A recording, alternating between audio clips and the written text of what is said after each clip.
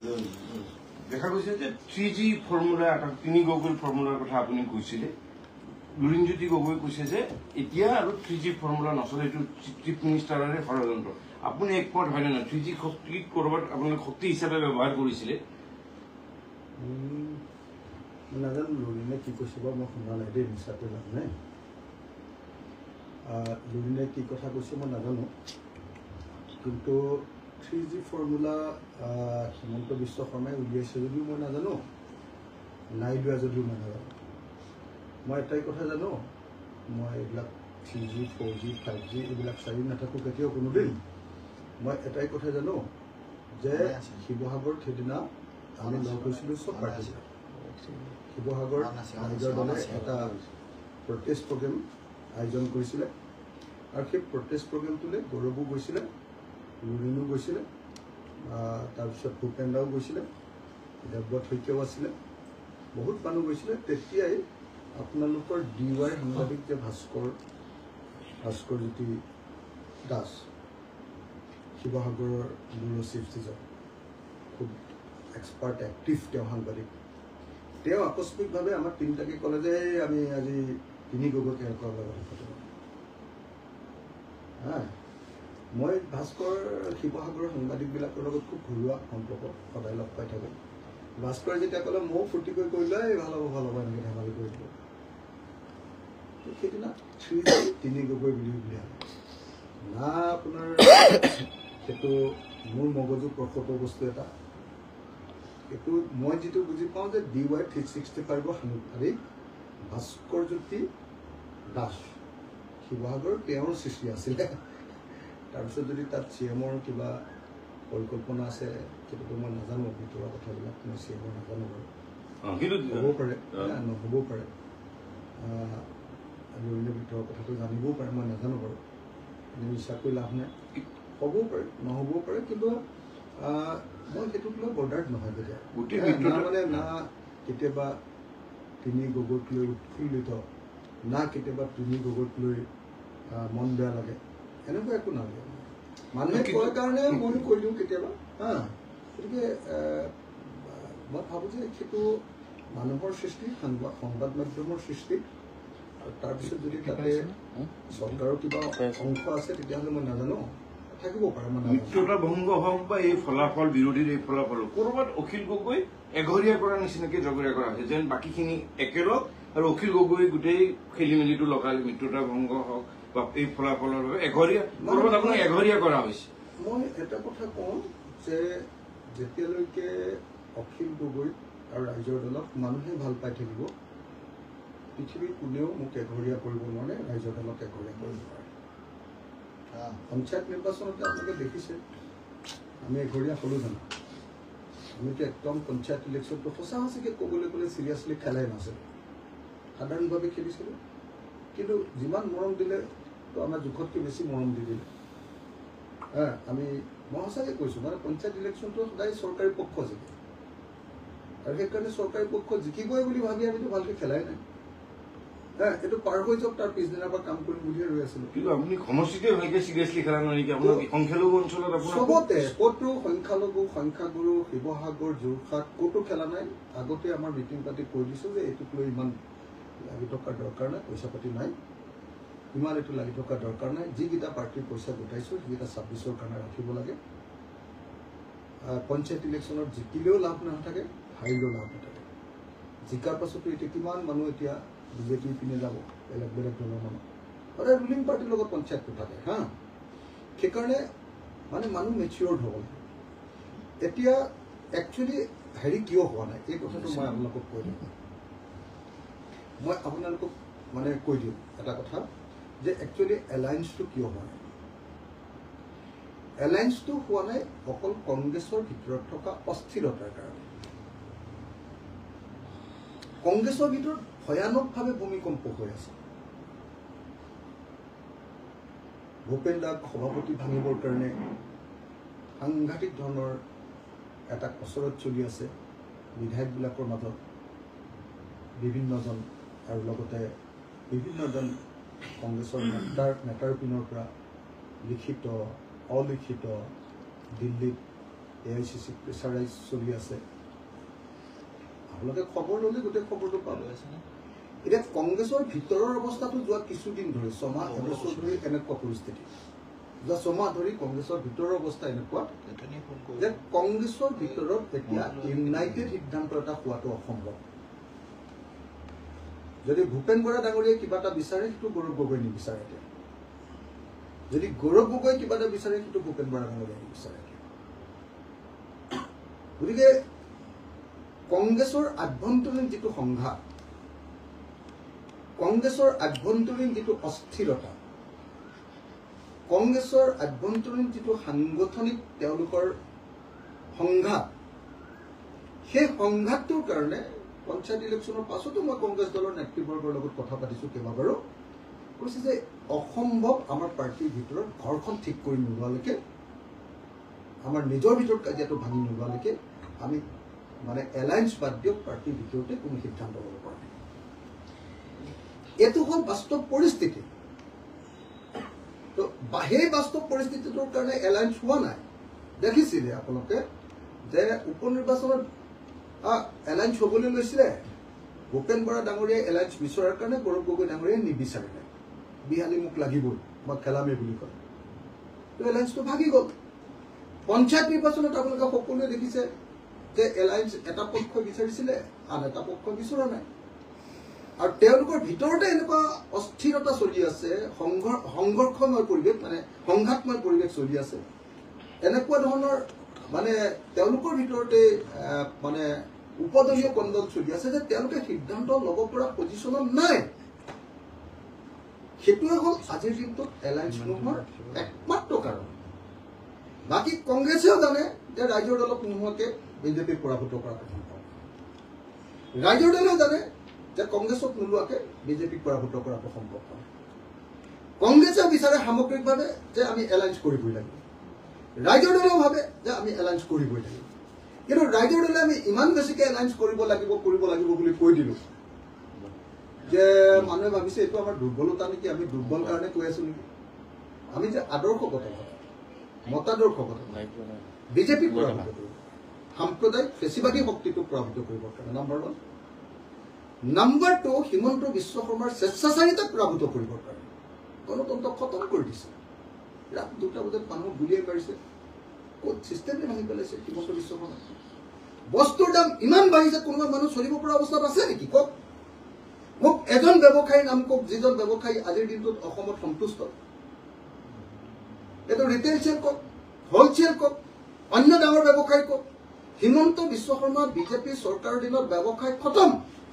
মানুহ অসন্তুষ্ট কৰ্মচাৰী অসন্তুষ্ট আপোনালোকে হয়নে নহয় সুধিছ কৰ্মচাৰী অসন্তুষ্ট হয়নে নহয় আপোনালোকে খবৰ লওক ব্যৱসায়ী অসন্তুষ্ট হয়নে নহয় আপোনালোকে খবৰ লওক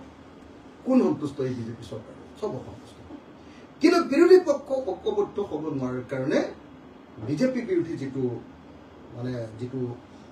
আক্ৰমণ সেই আক্ৰমণটো দৃঢ় কনচলিডেটেড হোৱা নাই আৰু সেইকাৰণে বিজেপি জিকি আছে আমাৰ এই সংঘাত আমাৰ এই যিটো অনৈক্য আমাৰ যিটো ইউনিটি বিহীনতা সেইটোৰ কাৰণে বিজেপি জিকি আছে তাৰ বাহিৰে যিদিনাই একলগ হ'ম সেইদিনাই হিমন্ত বিশ্ব শৰ্মাৰ সান্দক খোৱা বালি তল যাব কংগ্ৰেছৰ ভিতৰৰ 2-এজন মানুহ 2টা এটা এলিমেণ্ট আছে যিকেইটা আকৌ সেইটো নিবিচাৰে তেওঁলোকৰ আকৌ হিমন্ত বিশ্ব শৰ্মাৰ লগত ভিতৰি বুজাবুজি আছে এটা 2টা এলিমেণ্ট যিবিলাকে নিবিচাৰে সেইবিলাকে অকণমান 2টা এটাই এলায়েন্স হ'ব নালাগে বুলি 2টা এটা মন্তব্য দিয়ে তাৰে আমাৰ শিৱসাগৰটো আপোনালোকে দেখিছিলে পঞ্চায়ত ইলেকশ্যন একেলগে খেলিম বুলি কোৱাৰ পাছতো শিৱসাগৰৰ এজন গগৈ উপাধিৰ মোৰ বিৰুদ্ধে উঠা এজন মানুহে এলায়েন্সটো হ'বলৈ নিদিলে গতিকে এই এনেকুৱা পৰিস্থিতি গতিকে আপোনালোকে এটা বস্তু কাটান থাকক যে অসমৰ ৰাজনীতি আজিৰ দিনটোত এনেকুৱা পৰিস্থিতি যে উজনি আৰু নামনিৰ যদি একতা সেতু এডাল তৈয়াৰ কৰিব লাগে সেইডাল ৰাইজৰ দলে হ'ব বিভিন্ন জাতি আৰু ধৰ্মৰ মাজত যদি একতা এটা তৈয়াৰ কৰিব লাগে তেতিয়াহ'লে সেই একতাৰ সেতুডাল ৰাইজৰ দল ৰাইজৰ দলক অস্বীকাৰ কৰি বা অখিল গগৈ কোনোবাই এঘৰীয়া কৰি আপুনি কোৱাৰ নিচিনাকৈ অসমততো বিজেপিক খেদাব পৰা নহয় বেলেগ কিবা কিবি কৰি থাকিব পাৰিব অখিল গগৈৰ বিৰুদ্ধে কোনোবা ষড়যন্ত্ৰ কৰিব পাৰিব বিজেপিক খেদিব এলায়েন্স হ'বই এইটো অৱধাৰিত কিন্তু আমি ৰাইজৰ দলে এবাৰ এলায়েন্স লাগে কৈ নাথাকো মানে এলায়েন্স হ'বই যদি এলায়েন্স নহয় তেতিয়াহ'লে জানিব যে আমাৰ দলে যদি এলায়েন্স নিবিচাৰো তেতিয়াহ'লে আমি বিজেপিৰ মানুহ কংগ্ৰেছে যদি এলায়েন্স নিবিচাৰে তেতিয়াহ'লে জানিব যে কংগ্ৰেছৰ ভিতৰত বিজেপিৰ মানুহ আছে এলায়েন্স হ'বই এইটো মানে অৱধাৰিত যদি বিজেপি কৰিব খুজিছে এলায়েন্স হোৱাটো অৱধাৰিত এলায়েন্স নোহোৱাৰ প্ৰশ্ন উঠিব নে যিদিনাই কংগ্ৰেছৰ ভিতৰত স্থিৰতা আহি যাব আপুনি সময়সীমা এটা ধুনীয়াকে দিছিলে এটা আমি 30 মেলৈকে ৰম সেইকাৰণে মই আমি কৈ দিছো 30 মেলৈকে ৰম 30 মেলৈকে অপেক্ষা কৰিম যে কংগ্ৰেছে যদি পজিটিভ এনে পজিটিভ জেচাৰ ইতিমধ্যে দেখুৱাইছে তেওঁলোকৰ পিনৰ পৰা আমাৰ লগত কথা পাতিছে যে আমি একলগ হ'ম 30 মেটো নহ'ব পাৰে অকণমান ইফাল সিফাল হ'ব পাৰে কিন্তু আমি একলগ হ'ম এইটো কথা আমাক সেই জেচাৰটো দেখুৱাইছে এইটোক লৈ কোনো ভাবিবলগীয়া নাই মই একদম আপোনালোকক খাটাংকে এটা কথা কৈ দিওঁ যে কংগ্ৰেছেও বিচাৰে এলায়েন্স ৰাইজৰ দলেও বিচাৰে এলায়েন্স আমি এলায়েন্স বিচাৰো এলায়েন্স হ'ব যোনে যি কথা কৈ থাকিলেও এলায়েন্স এইটো নোহোৱাকৈ নাথাকে কিন্তু এলায়েন্সটো হ'ব হ'লে কংগ্ৰেছৰ ভিতৰত স্থিৰতাটো কংগ্ৰেছৰ লিডাৰবিলাকৰ মাজত একতাটো আহি ল'ব লাগিব দুদিনমান অপেক্ষা কৰিব কিন্তু কিছু সময় পূৰ্বে জাকিৰ হুছেইন সিকদাৰে কিছু সময় পূৰ্বে কৈছে যে অখিল গগৈ কোন কংগ্ৰেছৰ দৰে বৃহৎ ৰাষ্ট্ৰীয় দল এটা ডেডলাইন দিবলৈ গাইডলাইন দিবলৈ অখিল গগৈ কোন এইবিলাক বন্ধুৱে গাইডলাইন নিদি মই মানে জাকিৰ হুছেইন সিকদাৰৰ নিচিনা যিবিলাক মানুহ আছে যিবিলাক মানে একদম নামী দামী হিমন্ত বিশ্ব শৰ্মাৰ বন্ধু সেই মানুহবিলাকৰ কথাবিলাক চবে জানে আপোনালোকেতো খুব সাংবাদিকবিলাকে চবে জানে এছেম্বলিত কি হৈ থাকে হয়নে নহয় মই সদায় সেইকাৰণে কৈ থাকোঁ যে MLA চিনেমা কওক MLA চিনাৰ নিয়মটো কি MLA চিনাৰ নিয়মটো হ'ল যদি DC আৰু SPয়ে আপোনাৰ কথা শুনে MLAজনৰ তেতিয়াহ'লে আপুনি চৰকাৰী MLA আৰু যিজনৰ কথা DC আৰু SP আৰু পুলিচে নুশুনে সেইজন হ'ল বেচৰকাৰী চৰকাৰ বিৰোধী MLA মোৰ কথা শিৱসাগৰত DC SP OC কোনেও নুশুনে গতিকে মই বেচৰকাৰী মই চৰকাৰ বিৰোধী MLA জাকিৰ হুছেইনৰ কথা চলে নে নচলে আপুনি এবাৰ সমষ্টি ফুটি ল'লে কথাটো গম পাই যাব ন বেলেগ কি লাগে সদায় আপোনালোকে বেলেগ কথা ভাবিব নালাগে ন আমাৰ MLA বিলাকক জোখাৰ মাপদণ্ডটো হ'ল যে চৰকাৰী নে বেচৰকাৰী দুটা বস্তু চাব আপোনালোকে যে বিধানসভাত কোনে খাটাংকে কথা ক'ব পাৰে মই আপোনাক এটা কথা কওঁ যে অসম বিধানসভাত কোনোবা MLA এনেকুৱা আছে নেকি যে হিমন্ত বিশ্ব শৰ্মাক কয় আঙুলি টুৱাই যে আপোনাৰ নিচিনা 2 নম্বৰী পলিটিচিয়ান অসমত জন্ম হোৱা এইটো মোৰ বাহিৰে কোনোবা ক'বলৈ এতিয়ালৈকে অসমত জন্ম হৈছে নেকি আপোনালোকে নিজে কওক হিমন্ত বিশ্ব শৰ্মাক যে মই কওঁ যে আপুনি মালটো এনেকুৱা গণ্ডগোলীয়া মাল যে আপুনি চাৰ্জশ্বিটকে কোৰ্টৰ পৰা নাইকিয়া কৰি দিয়ে থানাৰ পৰা নাইকিয়া কৰি দিয়ে কোনোবা জন্ম হৈছে নেকি অসমত যে হিমন্ত বিশ্ব শৰ্মা এজন মুখ্যমন্ত্ৰী প্ৰতাপী মুখ্যমন্ত্ৰীক নিজৰ সন্মুখত বিধানসভাত ৰেকৰ্ড থকাকে এনেকে আপুনি এনেকুৱা গণ্ডগোলীয়া মাল বুলি ক'ব পৰা মানুহ জন্ম হৈছে নেকি বাকী কংগ্ৰেছৰ যি 26জন বিধায়ক আছে তাৰ পৰা 7জন বিজেপিলৈ গৈছে নেকি এতিয়া ন তো বাকি যিকেইজন আছে 19জন তেওঁলোকে কয় নে নকয় আপোনালোকে চাই ল'লে হ'ল ন গতিকে মই আজি যদি জাকিৰ হুছেইন সিকদাৰে বিচাৰিব যে মই কংগ্ৰেছৰ বিৰুদ্ধে কথা এটা কৈ দিওঁ যাতে এলায়েন্সটো আমাৰ নহয় হয়নে নহয় কওক জাকিৰ হুছেইন সিকদাৰে এইটো বিচাৰিব কিন্তু মই এইটো কম নেকি আপোনালোকে মোক জেক মাৰিলেও মই নকওঁ নহয় জাকিৰ হুছেইন সিকদাৰ ভাৱে থাকিবলৈ দিয়ক জাকিৰ হুছেইন সিকদাৰ বহুত ডাঙৰ লিডাৰ মোৰ সকলো এটা সৰু সংগঠনৰ সৰু পাৰ্টীৰ এজন সৰু সভাপতি মই জাকিৰ হুছেইনক দুখী নাপাওঁগৈ গতিকে জাকিৰ হুছেইন সিকদাৰে নিজৰ মতে যি কৈছে মই তেওঁক কোনো উত্তৰ দিয়া নাই এতিয়া দেখা গৈছে যে উজনি অসমৰ এটা সংগঠনৰ নেতাই ধৰক শৃংখল চলিহাই কৈছে যে উজনি অসমত এজন ছদ্মবেশী আজমল ওলাইছে আৰু তেওঁ কৈছে যে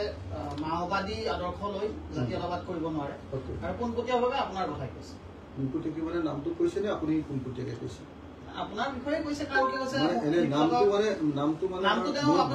মোৰ ভাই শৃংখলে নামটো কৈছে নে আপুনি কৈছে আপুনি শৃংখলৰ মুখপাত্ৰ হৈছে নে এনে শৃংখলৰ কথাটো আপুনি ৰিপিট কৰি দিছে মই ক্লিয়াৰলি সুধি লৈছো এইকাৰণে যদি শৃংখলে কৈছে মোৰ উত্তৰটো বেলেগ হ'ব তাৰে যদি মোৰ নাম কৈছে শৃংখলে তেতিয়াহ'লে তাৰ উত্তৰটো বেলেগ হ'ব আপুনি যদি তাক ৰহনা নিদিছে মোৰ উত্তৰটো বেলেগ হ'ব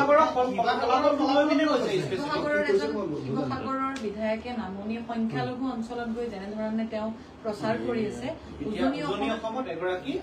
দ্বিতীয়জন আজমল মই আপোনালোকক এটা কথা কওঁ আপোনালোকক মই নিজে কৰিলোঁ হা মই এটা আপোনালোকক এটা কথা কওঁ নামনি অসমৰ সংখ্যালঘু মুছলমান মানুহবিলাকক AIDFৰ লগত এৰি দিব লাগে নেকি যদি সংখ্যালঘু মানুহবিলাকক AIDFৰ লগত এৰি দিব লাগে তেওঁ জাতীয়তাবাদী হ'ব নেকি নে সংখ্যালঘু মানুহবিলাককো আমাৰ মূল ট্ৰেণ্ড মেইন ষ্ট্ৰীমৰ লগত অনাটো জাতীয়তাবাদীৰ কাম বহুত মানুহ আছে যি ছদ্মবেশী বহুত মানুহ আছে যি জাতীয়তাবাদৰ মুখা পিন্ধি বিজেপিৰ দালালিগিৰি কৰে বহুত মানুহ আছে কাৰো নাম কোৱা নাই দেই এতিয়া যদি মই সংখ্যালঘু মানুহবিলাকক AIDFৰ পৰা আঁতৰাই অনাৰ কাৰণে জগৰীয়া তেতিয়াহ'লেতো অসমৰ মানুহে মোক ভাল পাব মই AIDFৰ পৰা আঁতৰাই আনিছোঁ আপোনালোকে ছিংগল হেণ্ডেডলি যদি চাই কংগ্ৰেছ নহয় ৰাইজৰ দলে অখিল গগৈয়ে সংখ্যালঘু মুছলমান ৰাইজক AIDFৰ সাম্প্ৰদায়িক ৰাজনীতিৰ পৰা আঁতৰাই আনিছে আৰু তেওঁলোকক মই প্ৰতিশ্ৰুতি দিছোঁ যে আপোনালোকে যদি মুছলমান সাম্প্ৰদায়িক দল AIDFৰ পৰা আঁতৰি আহে তেতিয়াহ'লে উজনি অসমৰ মানুহে হিন্দু সাম্প্ৰদায়িক দল বিজেপিৰ পৰা আঁতৰি আহে মোক এটা কথা কওক যে এই কথাটোৰ কিবা অযুক্তিকৰ জাতি বিৰোধী জাতীয়তাবাদ বিৰোধী কথা নেকি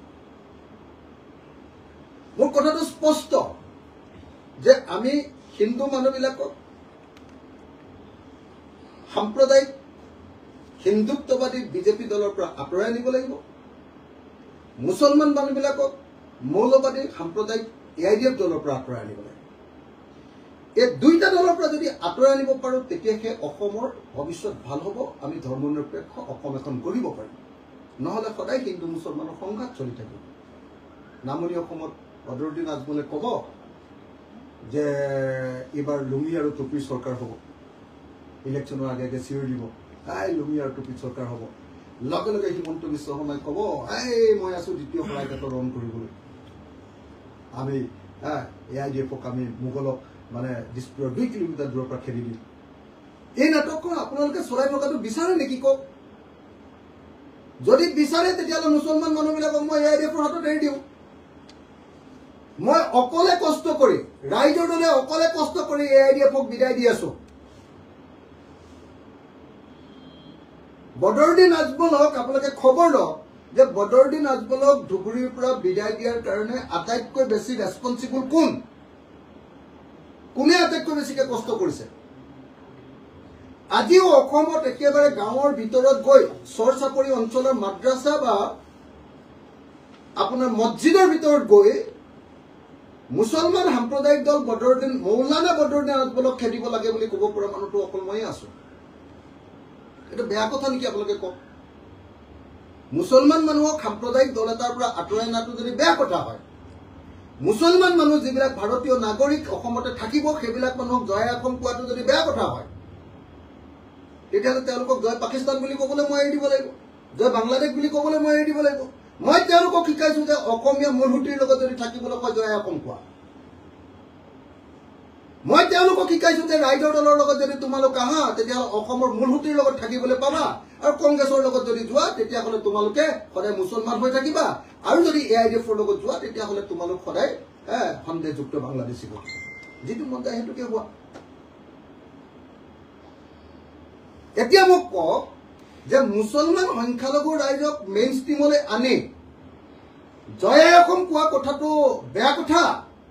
নে মুছলমান সংখ্যালঘু ৰাইজক গালি পাৰি মাৰপিট কৰি শিৱসাগৰত যোৰহাটত মাৰপিট কৰি সকলোবিলাক মানুহক AIDFলৈ পঠিয়াই দিয়াটো ভাল কথা হ'ব সিদ্ধান্তটো অসমবাসী মোক যদি কয় যে নহয় মুছলমান মানুহক AIDFলৈ পঠিয়াই দিয়াটো ভাল কথা কাইলৈৰ পৰা যোৰহাটত ময়ো তেতিয়াহ'লে আমাৰ দলৰ মানুহবিলাকক ক'ম যে মুছলমান পিতা আৰম্ভ কৰাহে এইটো বৰ ভাল কথা হ'ব চব মানুহবিলাকক AIDFলৈ পঠিয়াই দিব লাগে এনেকুৱা ধৰণৰ নৈৰাজ্যবাদী উচ্ছৃংখল ভয়ানক, অসম বিদ্বেষী, জাতি বিদ্বেষী, জাতিৰ মানে কি কয় আপোনাৰ জাতি গঠন প্ৰক্ৰিয়াৰ বিৰোধী এটা কাম পৃথিৱীৰ কোনো মানুহে কৰা উচিত নহয়। এইবিলাক হ'ল চৰকাৰক সহায় কৰিবৰ কাৰণে কৰা ছদ্মবেশী কাম। বিজেপিৰ লেগুৰত ধৰা মানুহবিলাকৰ কাম, এইবিলাক কাম, বেলেগ কাম নহয়। আপোনাৰ নামটো লৈ কৈছে যে অখিল গগৈ কিন্তু আমাক এতিয়া মই নাজানো, মইতো নাজানো যে হয় মানে আমাৰ শৃংখল ভাইয়ে মোৰ কাৰণে ইলেকশ্যনত 21ত লাগিছিলে। তাৰ কাৰণে মই ইলেকশ্যনত জিকাৰ দ্বিতীয় দিনাই শৃংখল চলিহাৰ ঘৰলৈ গৈছিলোঁ। শৃংখল চলিহাৰ দেউতাকক মই সেৱা কৰোঁ, মাকক মই মা বুলি মাতোঁ, তেওঁলোকক বিপদে আপদে মই সহায় কৰোঁ। সকলোৱে জানে এইটো কথা একদম দিনৰ পোহৰৰ দৰে সত্য। মই সহায় কৰোঁ। এতিয়া ঠগিলোঁ বুলি যদি ক'ৰবাত ভাবিছে স্পেচিফিক কৈ দিব লাগিব যে এইটো ঠগি দিলে মোক, হয়নে নহয়? মইতো ভাবি আছোঁ যে মই খুব শৃংখলক ভাল পাওঁ। মইতো ভাবি আছোঁ যে শৃংখলৰ মাক মোৰ নিজৰ মা। মইতো ভাবি আছোঁ যে শৃংখলৰ দেউতাকক মই দেউতা বুলি কওঁ আৰু হৃদয়ৰ পৰা কওঁ। এতিয়া যদি শৃংখলৰ দেউতাকক দেউতা বুলি কোৱাটো যদি মোৰ ঠগন হয়, শৃংখলৰ মাকক মা বুলি কোৱাটো যদি মোৰ ঠগন হয়, আৰু শৃংখলক মোৰ নিজৰ ভাই বুলি কোৱাটো যদি ঠগন হয়, তেতিয়াহ'লেতো আৰু মই আকৌ নতুনকৈ অভিধানবিলাক পঢ়িব লাগিব। লুৰিণৰ লগত মই আছো, লুৰিণৰ লগত থাকিম। লুৰিণৰ মই খুব আদৰণি জনাইছোঁ এইটো কথা, আপোনালোকে খুব ভাল কথা কৈছে। মই ভাবোঁ যে মোৰ ভাই শৃংখলৰ অলপ শৃংখলা যদি জীৱনত আহিব লাগে, তেতিয়াহ'লে শৃংখল ভাইয়ে প্ৰথমতে কোনোবা এনেকুৱা এটা ৰেছপনচিবল পাৰ্টিলৈ তেওঁ জইন কৰক। তেওঁ যদি সঁচাকৈ যদি তেওঁ লুৰিণজ্যোতি গগৈৰ লগত লগ লাগি যাব পাৰে, মই খুব সুখী হ'ম। আৰু লুৰিণজ্যোতিৰ পাৰ্টিৰ পৰা যদি মোৰ বিৰুদ্ধেও ইলেকশ্যনত উঠে, তেতিয়াহ'লেও মই তেওঁক আদৰণি জনাম। আৰু মই আপোনালোকক এইটোও কথা কৈ দিছোঁ যে লুৰিণহঁতে যদি মোৰ বিৰুদ্ধে শৃংখলক উঠায়, তেতিয়াহ'লে শৃংখলক মোৰ পিনৰ পৰা 2 লাখ টকা মই তেওঁক ইলেকশ্যন খেলিবৰ কাৰণে সহায় কৰি দিম। কাৰণ মই শৃংখল ভাই ভাল হোৱাটো বিচাৰোঁ। মোৰ ভাই সি, মই তাৰ দেউতাকক দেউতা বুলি মাতোঁ, সেৱা কৰোঁ বোলে, মাকক মই মা বুলি মাতোঁ, মিটিঙত থাকিলেও মই ভৰিতকেইটাত ধৰোঁ। মই সেইকাৰণে ৰাজহুৱা স্থানতো মই মাকক মই ভৰিতকেইটাত ধৰোঁ। গতিকে শৃংখল অলপ মানে সি অকণমান মানে ল'ৰাটো সৰু ল'ৰা হৈ আছে বাৰু, এতিয়া নতুনকৈ বিয়া পাতিছে, কেইদিনমানৰ পাছত শিকিব বাৰু সি। কিন্তু এতিয়া সি ভাল হওক, শৃংখল হওক, সুশৃংখলিত হওক। আৰু সি যদি ভাল কৰিব খোজে, সঁচাকৈ যদি কোনোবাই মোক কৈ আছে যে শৃংখলে কোনোবা ক'ৰবাত ওলাইছে বোলে, আপোনালোকৰ টিভিবিলাকে দিছে বোলে অখিল গগৈৰ বিৰুদ্ধে লুৰিণজ্যোতি গগৈ পাৰ্টিৰ পৰা খেলিব। মই বোলো খুব মষ্ট ৱেলকাম। ভাই এটাই যদি সঁচাকৈ এনেকুৱা ধৰণৰ এটা স্থিৰ সিদ্ধান্ত ল'ব পাৰে আৰু ৰাজনৈতিক ক্ষেত্ৰত যদি সঁচাকৈ যুঁজিব পাৰে, মই 2 লাখ টকা দি শৃংখলক সহায় কৰিম মোৰ পিনৰ পৰা। 2 লাখ টকা বেছিটো দিব নোৱাৰোঁ, দৰমহা কিমান আপোনালোকে জানে, আৰু পাৰ্টিৰ ফাণ্ডো আমাৰ বেছি ভাল নহয়। বেছিয়ে পাৰিলে দিলোহেঁতেন, কিন্তু 2 লাখ টকা এটা দি মই সহায় কৰিম। যিদিনাই সি নমিনেশ্যন দিব, মই ঘৰত গৈ তাক 2 লাখ টকা এটা দি সহায় কৰিম। আৰু যিদিনাই সি লুৰিণজ্যোতি গগৈ পাৰ্টিত যোগদান কৰিব, সেইদিনাই মই তাক ৰাজহুৱাকৈ অভিনন্দন জনাই ফেচবুক পোষ্ট দিম আৰু আপোনালোকৰ সাংবাদিককো মাতি আনিম, তেওঁক শুভেচ্ছা জনাম আৰু অভিনন্দন জনাম যে তেওঁ অন্ততঃ এটা পাৰ্টিত সোমালে, ৰেছপনচিবল হ'ব। আৰু এটা অলপ অন্য এটা প্ৰসংগলৈ আহিছোঁ, সেইটো হৈছে 9-10ৰ যি ইউনিফৰ্ম, সেই ইউনিফৰ্মক লৈ এতিয়া এটা কেলেংকাৰী হৈছে যে এটা সৰ্বশিক্ষাৰ ল মতে অসমৰ বাহিৰৰ কোম্পানীক দিব নোৱাৰে ইউনিফৰ্মৰ, কিন্তু এতিয়া সংগম ইণ্ডাষ্ট্ৰী বা সুনীল ইণ্ডাষ্ট্ৰী গোটেইবোৰ হৈছে বাহিৰৰ। এটা কথা কম হা, যেতিয়ালৈকে হিমন্ত বিশ্ব শৰ্মা আছে চববিলাক আইন যি আছে, তেওঁ ৰাতিটোৰ ভিতৰতে আইনখন বদলাই দিবৰ কাৰণে তেওঁৰ নিচিনা আৰু এনেকুৱা মহাপুৰুষ পৃথিৱীতে জন্ম হোৱা নাই। যদি সৰ্বশিক্ষাত অকল থলুৱা প্ৰতিষ্ঠানতহে এনেকুৱা ধৰণৰ কাম দিয়াৰ সিদ্ধান্ত আছে, মই জানো যে ডাক্তৰ ৰমেশ গগৈ গম নোপোৱাকৈ চব ঠিকাবিলাক হিমন্ত বিশ্ব শৰ্মাই পৃথিৱীৰ যিকোনো এটা সংস্থা তেওঁক যিবিলাকে কমিশ্যন দিয়ে তেওঁকে দি দিব। আৰু সেইটো কাৰণে আপুনি মই কৈ থাকি লাভ নাই, আপোনালোকৰ চেনেলেও তেওঁকে ছাপোৰ্ট দিব। আল্টিমেটলি মোৰ নিউজটো যদি মই গালিও পাৰোঁ, সেইটোও ভালকৈ নুলিয়াব, বৰং মোৰ বিৰুদ্ধে আপোনালোকৰ চেনেলত ব্ৰেকিং নিউজ দুটামান দি তাৰ স্ক্ৰীনশ্বটটো মাৰি আকৌ পীযুষ হাজৰিকালৈ পঠিয়াই দিব আৰু পীযুষে ওলটাই ক'ব বঢ়িয়া হৈছে আৰু আপোনালোকৰ মালিক আৰু আপোনালোকৰ এডিটৰ যিবিলাকে এইটো কৰে সিহঁতে 3টামান জাপ মাৰি আজি পীযুষে মোক ছাপোৰ্ট দিলে পীযুষে আজি বহুত ভাল পালে বুলি জপিয়াই থাকে এতিয়া মই সকলো মোৰ প্ৰব্লেমটো কি জানে নাই মোৰ প্ৰব্লেমটো হ'ল মই হিমন্ত বিশ্ব শৰ্মাক বেয়া পাওঁ মোৰ প্ৰব্লেমটো হ'ল মই হিমন্ত বিশ্ব শৰ্মাক গালি পাৰোঁ মোৰ প্ৰব্লেমটো হ'ল যে মই হিমন্ত বিশ্ব শৰ্মাক গালি পাৰোঁ কাৰণে চব মানুহে মোক কৈ থাকে সব মানুহে মানে ভাবে যে হিমন্ত বিশ্ব শৰ্মাৰ সন্মুখত যদি ভাল হ'বলৈ হয় অখিল গগৈক গালি পাৰা গতিকে অখিল গগৈ বদনাম এটা কৰিব পৰাটোৱে সকলো মানুহৰ কাৰণে কম্পিটিশ্যনৰ নিচিনা এটা কথা সেইকাৰণে এনেকুৱা ধৰণৰ মোৰ বিৰুদ্ধে ব্ৰেকিং নিউজবিলাক মই চাই থাকোঁ মোৰ ফোনলৈতো আহি থাকে ব্ৰেকিং নিউজ বহুত ঠাইত মই চবকে কোৱা নাই দেই বহু ঠাইত কি কৰে ব্ৰেকিং নিউজবিলাক হয় নাই হয়নে নহয় ব্ৰেকিং নিউজবিলাক এনেকুৱাকে দি দিয়ে পাৰ্চনেল ফেচবুকতে দি দিয়ে তাৰপিছত চাগে সেইটো স্ক্ৰীনশ্বট এটা মাৰি পীযুষলৈ পঠিয়াই দিয়ে পীযুষে বঢ়িয়া বুলি কয় নাই আমি ভাই জীৱনটো গোটেই জীৱনটো অসমৰ কাৰণে জীৱন কটাই দিলো অসমৰ কাৰণে চব হেৰুৱাই দিলো এই চালি ঘৰ এখনত থাকো আমিতো ভাই জীৱনত যিমান কষ্ট পাব লাগে চব পালো কোনে কি ধান্দা কোনটো কৰে অখিল গগৈৰ বিৰুদ্ধে ব্ৰেকিং অসমৰ ইতিহাসত চববিলাক টিভি চেনেল চব আটাইতকৈ বেছি ব্ৰেকিং মোৰ বিৰুদ্ধে আপোনালোকে ব্ৰেকিং নিউজ পাব তাৰপিছত মালটো নাই আৰু কথাটো মিছাকে দি দিয়ে পটককে দুবাৰমান মোৰ বিৰুদ্ধে হেৰি কৰে তাৰপিছত এই স্ক্ৰীনশ্বটটো মাৰি পীযুষক দিয়ে পীযুষে বঢ়িয়া বুলি কৈ দিয়ে একদম ফূৰ্তিত দুকাপ চাহ খায় তাৰপিছত ব্ৰেকিং শেষ সংবাদ মাধ্যমে কিন্তু অখিল গগৈক সংগ দিছে আপুনি মই চবকে কোৱা নাই মই চবকে কোৱা নাই হিমাংশু মই আপোনাক এটা কথা কৈছো সংবাদ মাধ্যমৰ প্ৰত্যেকজন সাংবাদিক সঁচাকে নিউট্ৰেল হ'ব লাগে আৰু কেতিয়াও পাৰ্চনেল ফেচবুকত কাকো আক্ৰমণ কৰিব নালাগে কোনো সামাজিক আমাৰ নিচিনা ৰাজনৈতিক মানুহক পাৰ্চনেল ফেচবুকত কেতিয়াও আক্ৰমণ কৰিব নালাগে এইটো মানে হেৰিয়াৰ বাহিৰত এইটো সংবাদ মাধ্যমৰ নৈতিকতাৰ বাহিৰত